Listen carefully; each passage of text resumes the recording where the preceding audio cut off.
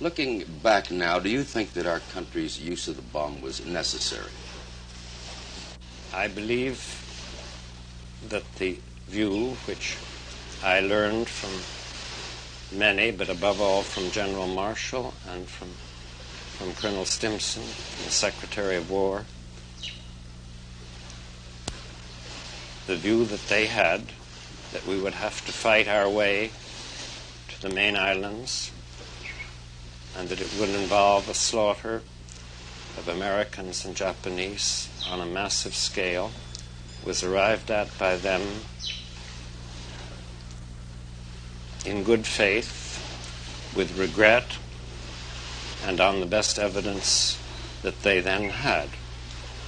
To that alternative, I think the bomb was an enormous relief. The war had started in 1939. It had seen the death of tens of millions. It had seen brutality and degradation which had no place in the middle of the 20th century.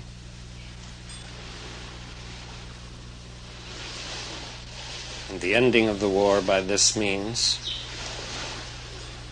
certainly cruel, was not undertaken lightly. But I am not, as of today, confident that a better course was then open. I have not a very good answer to this question. Dr. Oppenheimer, nevertheless, with all the rationalization, with all the inevitability of the decision that history demonstrates to us, you and many like you who brought the bomb into being still seem to suffer, may I say, from a bad conscience about it. Is that true, sir? Well, I don't want to speak for others because we're all different. I think when you play a meaningful part in bringing about the death of over 100,000 people and the injury of a comparable number, you naturally don't think of that as with ease. I believe we had a great cause to do this, but I do not think that our consciences should be entirely easy at stepping out of the part of studying nature, learning the truth about it, to change the course of human history. Long ago, I said once that in a crude sense, which no vulgarity and no humor could quite erase, the physicists had known sin. And I didn't mean by that the deaths that were caused as the result of our work. I meant that we had known the sin of pride. We had turned to affect, in what proved to be a major way, the course of man's history. We had the pride of thinking we knew what was good for man. And I do think it has left a mark on many of those who were responsibly engaged. This is not the natural business of a scientist. You know, in the first days after Hiroshima, you pointed out that the scientists who built the bomb had nurtured the hope, really, that nuclear weapons, as you put it, would lead to new patterns of behavior. Well, why has that hope failed of realization? Well, I think I may have said that then. I think I wrote it recently.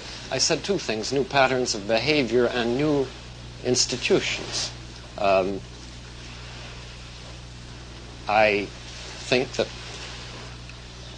when you remember the manifest causes of conflict between the Soviet Union and the United States, which have bedeviled us for 20 years, and which are by no means in any conventional sense solved, when you remember the ideological ferocity that animated the post-war communists and that we see now in the Chinese in unmuted form, You think of the anti-communist ferocity with which we met this, the notion that there is a telephone communication between the White House and the Kremlin to make sure that there are no misunderstandings is a damn new pattern of behavior.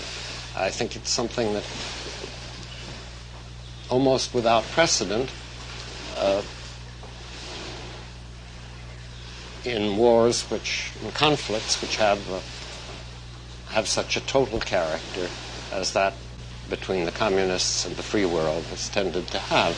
I think the notion that the United States should be fixing up its power to fight limited engagements on the ground and in the air with old-fashioned weapons that we hope are a little better than they used to be, not as a step in conquering the world, but as a step in giving a chance to think, to pause, to argue, and to persuade before a Holocaust. That's a pattern that I believe is not familiar either. When you think that for years the intellectuals of Russia were interested in France and the United Kingdom and the United States, have gotten together to talk to each other about the problems of armament and the problems of the application of science and the problems of maintaining the peace, this also is not quite something that is familiar. The institutions are not there. The patterns are faulty, frail, very vulnerable. But there is a wind blowing. Dr. Oppenheimer, from all that you have said, it seems that when you contemplate the future, it is more with hope than with pessimism. Or is that an oversimplification? Yes, I've tried to talk about the hopeful things. The unhopeful ones jump to everyone's mind. Will the Chinese change their views of human destiny and of the relations between them and us before or after they have the power to make major nuclear war? It's anybody's guess. Will the détente between the Russians and the West survive the strains of this time? Will they survive what's going on in Asia today? We don't know. There are 100 reasons for seeing no hope at all, and I take it for granted that everybody can think of them without being reminded.